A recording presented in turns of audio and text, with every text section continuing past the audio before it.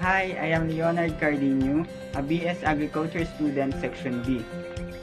As I learned about the subject understanding the self, I found out that it plays very crucial in our field, which is agriculture.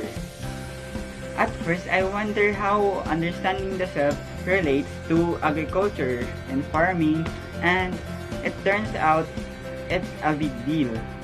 In this subject, I learned that agriculture isn't just about plants or animals or some stuff like that. It's about understanding the people too. Like what they need and why they do what they do. By learning some stuff like understanding myself better, understanding many or understanding others rather, and talking well, I'm getting ready in the field of farming in a big way.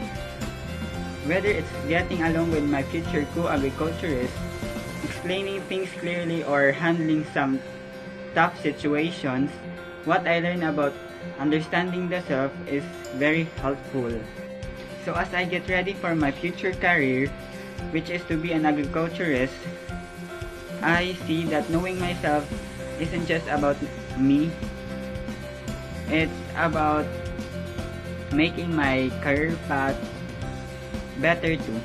Thank you.